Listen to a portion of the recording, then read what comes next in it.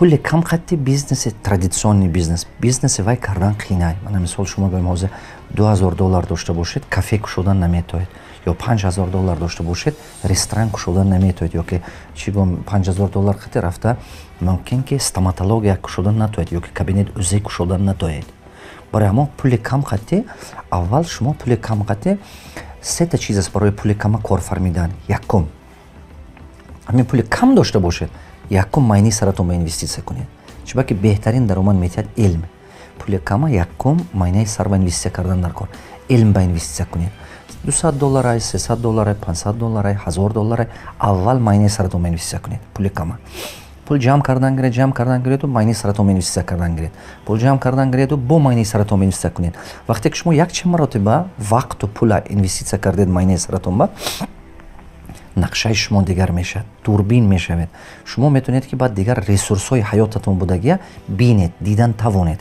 возможності که حیات شما با همین امکانیتایی که حیات شما باست، هوای بعد معنی سرتون دیدن میتوانند. من مثلا من شما با چی با همون کوادرات نشون دادم. دیدید معنی سر شما هر خیل دید. دفعه گذشته که من نگاه کردم، یک کس یا دو کس بود جواب توره از 4,500 جواب. چرا که значит هم معنی سر هوا خود قوت توانایی هوا پیدا کردگیش نه که وقتی که من شما تکنولوژی دادم گفتم که اگه همین خیل کنی میابی شما آسان‌تر شد شما با یافتنش.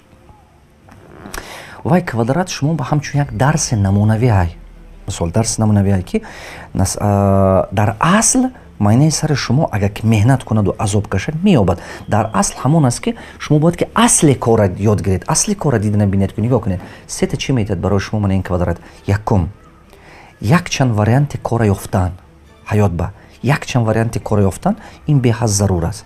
دوم انا کن دوم چیز میتید شما با من مثال همون خیلی یگون ایده دارید یگون فوای دارید چه خیلی هوا کاغذ با کار کردن.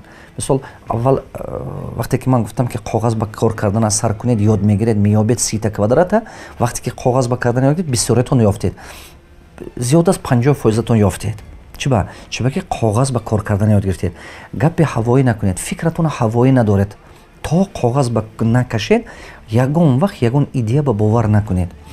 این چی گفته؟ وقتی که بیزنس میکنید تا کاغذ با حساب کتابش نکنید با سر بیزنس نشید. خانه ساختنی هستید تا کاغذ به حساب کتابش ننویسید سمیتش تیار نکنید با سر خانه نشید. تمام کار دنیا با میخیر. خرید و فروش کردن تا کاغذ به حساب کتابش نکنید این کارا. چی با بیزنسمن‌ها سیوم چیزی که شما میتید این کوادرات سیوم چی بیزنسمن‌های ما یک قسمش بانکرات میشد، سودا با میگذارد بانکرات میشد یا که استثمارات میگذارد بانکرات. یک قسمش من نمیخیل بانکرات از سببی که حساب کتاب ندارد، از سببی که اوچت کنترل ندارد، فقط توکل خطی کار میکنه. چی میگن؟ آخه خدا تیاد برکش ساز میشد. خداوند برکش میتید نه که اوچت کنترل به حد ضرور. من توچ نمیگم شما با که صرف نظر چه خیلی بیزنس شما کرده استودید، صرف نظر کدام خیلی بیزنس شما کرده استودید و این بیزنس سیراونا عقوبتش بانکروت است اگر که شما اوچت کنترل نبرید و عقوبتش سیراونا بانکروت است. برای همون وای کوادرات شما با معنی استرن شما من این چیز زاستاوید میکند که یاد گیرید و فهمید. برای همون هموطنان عزیز من حاضر منم کوادرات که دیدید این ترقیات معنی سر شما میشد.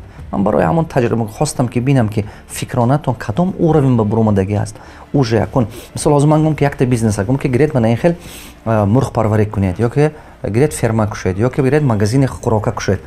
شما چقدر فکر نکرده کاغذ به نقشه نکرده تخمین کاری کرده میرید مغازین میکشید با بانکرات میشید بعد کارتون پیش نمیرد با دل شکسته میشید میگه که این من نمیخیل بعد همه خیشته بارتون چی میگود؟ من گفته بودم تو گپ دولت تو گوش نکن وای تو فریب میکنه وای تو به دروغ میگود من دیدی نمیشد کردن انا نشد.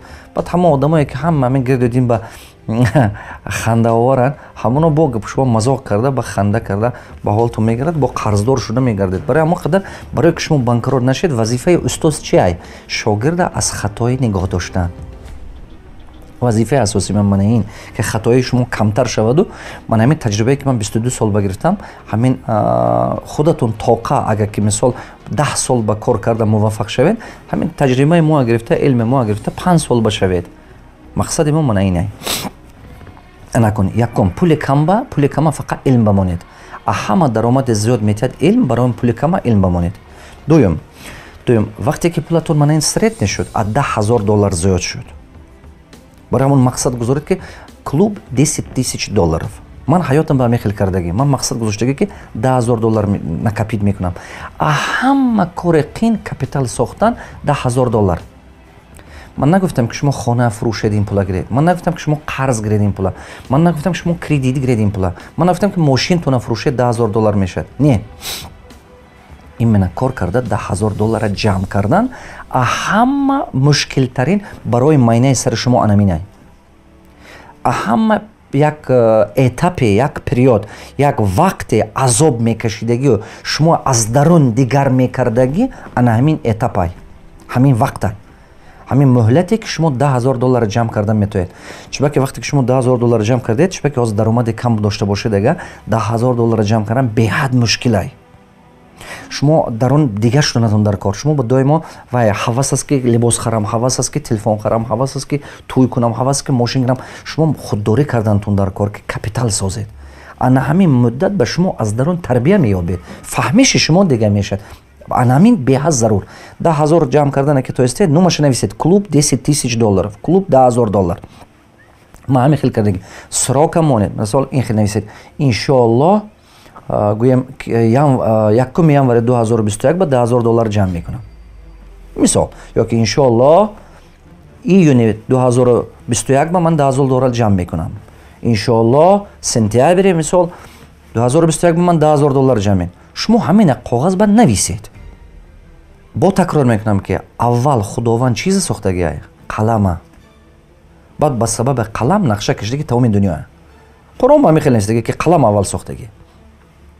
برای همون شما اول انامین نویسید که انشالله تا آخر 2021 هر ماه درآمد من منعقد میشد. نویسید این چیزا. کاغذ با البته نویسید. مقصد یکم شما کپیتال $10,000 جمع کردن. انامین کردنتون در کار. و باید که شما جمع کنید. همین $10,000 جمع کردن یاد گیریدگه، مهنت کرده استا جمع کردن یاد گیریدگه $10,000. $50,000 جمع کردن 2 برابر آسان تون میشه. با وقتی که 50,000 جمع کردید 100,000 با آسان در میشن. چرا که ماینه سرتون اوج تربیت یافته دیگر شده رفتن میگیره. برای همون این دوم مسئله‌ای که من میتیم. سیوم مسئله‌ای که میگم پول کم قطعی مثلا اگه شما $5,000 دارید 1,000,000 روبل دارید یا که مثلا $10,000 دارید، اول همون بیزنس‌های کنید که پولتون تیز ابرات خورد. تیز ابرات خورده است. اول همون بیزنس کنید. همون بیزنسی که ما اینا میگیم کوتاه مدت. تو است ابرات پول کوتاه مدت است. مثلا از در بین 4 ماه یا 12 ماه یک بار یا 2 بار ابرات میخورد. همون بیزنس رو با اینوستیسیا کنید. مراجنه، مثلا خرید و فروش، سودا کردن، از اپتوی سکلاد میگیرید، روزنشین جوبا میفروشید. مثال باید پول بسیار هم در کار نیست. شاورما باید من پول بسیار در کار نیست. نه که این چیزا هم ارنده گرفتن هم میشد. اول به خریدن نتوید دیگه ارنده گرید این چیزا. مثال 5,000-7,000 داشته باشه مایده یک ستالوه. من همین چیزا ارنده گرفته کار کردن ممکن. نه که مایده کلونش نه.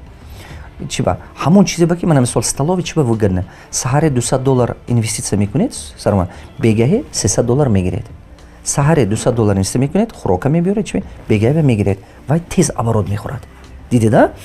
تو است سیوم مسئله من این است که وقتی که شما پول بسیار ندارید همون بیزنس کنید که تیز کپیتالتون ابرات میگیرد. این به حد ضرور. همون ابراتی که از 4 ماه تا 12 ماه پولتون با گشته بیاید شما با مقصد گپی من این